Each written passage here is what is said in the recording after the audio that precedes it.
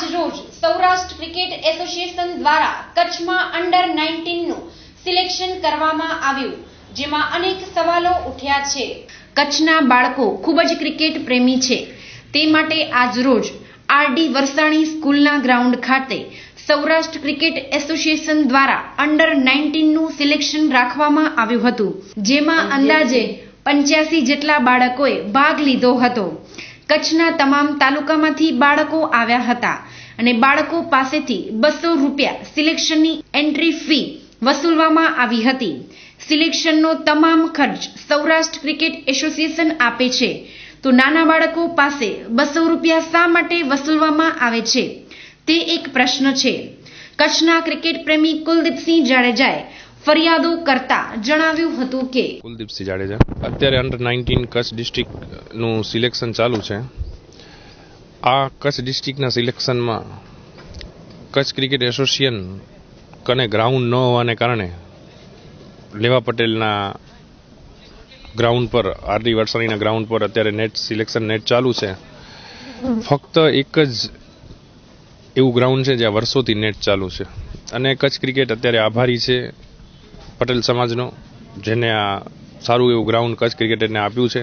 મને એક પ્રશ્ન થાય છે કે આટલા વર્ષથી કચ્છ ક્રિકેટ એસોસિએશન છે, છતાંય કચ્છ ક્રિકેટ એસોસિએશન કને એક ગ્લોવ્સની જોડી નથી। જો કદાચ પટેલ સમાજ ના પાડે કે અમારા ગ્રાઉન્ડમાં તમને સિલેક્શન કરવા નહીં દઈએ, તો કચ્છ ક્રિકેટ એસોસિએશન સિલેક્શન ક્યાં કરશે? કચ્છની એકમાત્ર અને સરસ એવી ટુર્નામેન્ટ, કચ્છ મિત્ર ટુર્નામેન્ટ પણ ગ્રાઉન્ડના અભાવે આજે ભુજ શહેરને નથી મળી।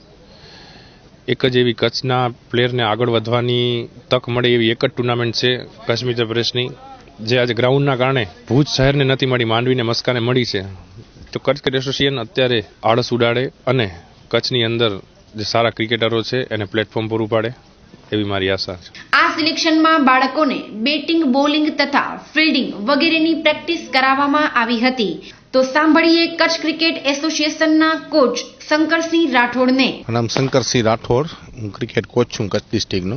આજે સૌરાષ્ટ્ર ક્રિકેટ એસોસિએશન આયોજિત આંતર જિલ્લા ક્રિકેટ ટુર્નામેન્ટમાં અંડર 19 નું સિલેક્શન છે। એની અંદર કચ્છમાંથી જે ભુજ તરફથી રમતા હોય, ગાંધીધામ એસોસિએશન અલગ છે, કચ્છ ક્રિકેટ એસોસિએશન અલગ છે। અહીંયા અબડાસા, નખત્રાણા, નલિયા, કોઠારા ઘણે દૂર દૂરથી છોકરા આવ્યા છે। છોકરાઓને આજે ઓછામાં ઓછા 85 છોકરા આવ્યા છે। એની અંદર સવારે અમે 8:30 થી નેટ પ્રેક્ટિસ ચાલુ કરાવી છે, સાંજ સુધી રહેશે। કચ્છ ક્રિકેટ એસોસિએશન દ્વારા જે આ આયોજિત છે એની અંદર એ જ્યારે પણ એ મેમ્બર હોય પણ નહીં તો એના મેમ્બરશીપ અત્યારે અમે લઈએ અને સિલેક્શન વખતે એને 200 રૂપિયા એટલે દઈએ કે તો જ એ સિલેક્શનમાં આવે, નકર ઘણી વખત આવતા નથી। સિલેક્શનમાં આવ્યા પછી અત્યારે અમે ટુર્નામેન્ટ રમાડવા જઈશું ત્યારે એક જણાનો ફીનો ચાર્જ છે એ ધારો કે 250 રૂપિયા હોય, ત્યાં જમવાનું, રહેવાનું, કરવાનું એ બધું પણ ખર્ચ અમને એસોસિએશન પણ આપે, સૌરાષ્ટ્ર એસોસિએશન આપે।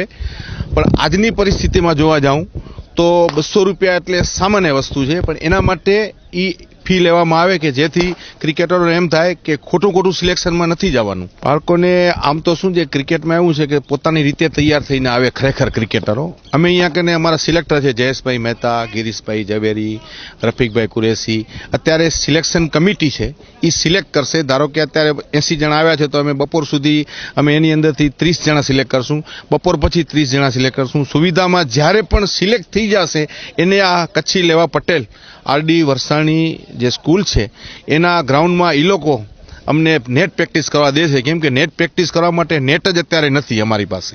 કચ્છ ક્રિકેટ એસોસિએશન પાસે એક ક્રિકેટ કિટ પણ નથી અને પોતાનું ગ્રાઉન્ડ પણ નથી।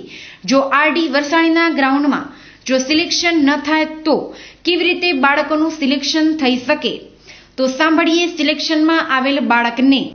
ત્રિવેદી, આજે અંડર 19 કચ્છ ડિસ્ટ્રિક્ટ ટીમનો સિલેક્શન હતો, તે મને લાગ્યું નહીં, ખાલી એવું લાગ્યું કે અહીંયા 200 રૂપિયાની ઉઘરાણી થઈ છે, કારણ કે આખા દિવસમાં મને 3 જ બોલ નાખવા મળ્યા છે 200 રૂપિયામાં।